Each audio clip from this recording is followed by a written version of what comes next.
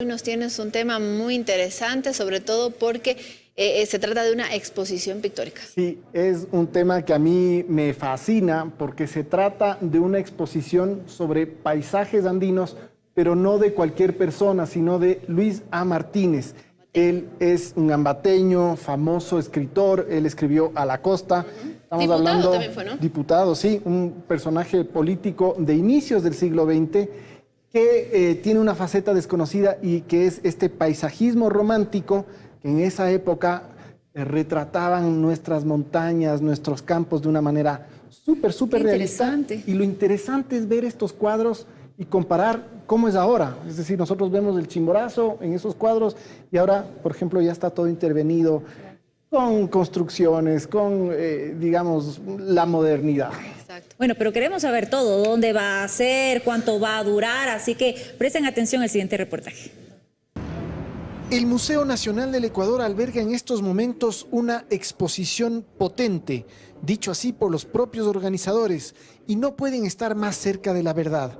Se trata de la obra pictórica de Luis A. Martínez, escritor, político y figura influyente del liberalismo a inicios del siglo XX.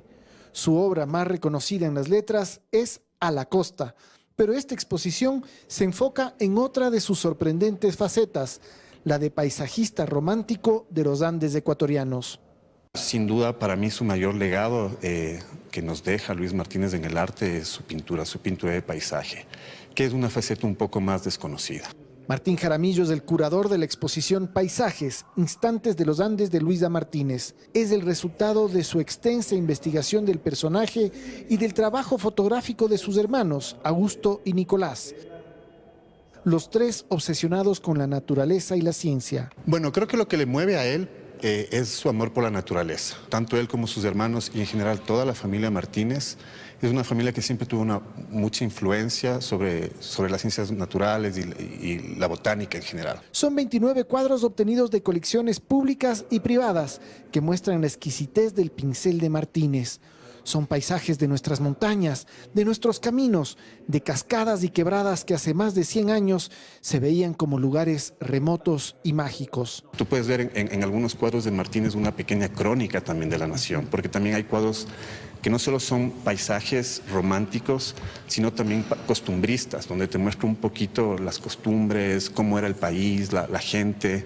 Nos permite, por ejemplo, mirar una hermosa representación del Camino del Inca, o del río Guayas con el Chimborazo al fondo y un vapor navegando en medio.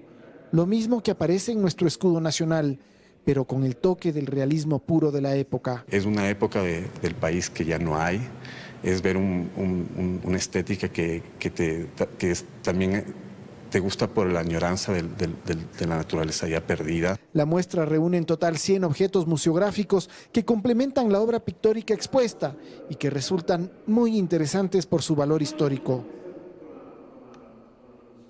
Hay mapas, hay libros, hay documentos escritos, hay cosas de Luis Martínez, de la familia, cartas, etc. Entonces, en total, como te digo, son 100 elementos.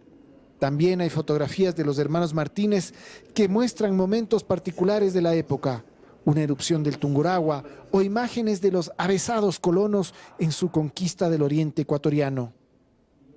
También esta obra es hecha en un momento importantísimo, que es la época de la llegada del Estado liberal.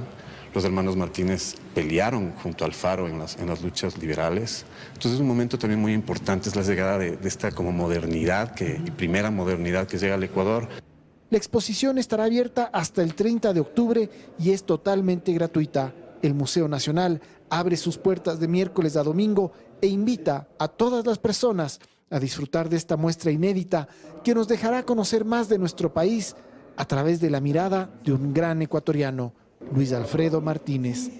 Tomás Chufardi, 24 horas.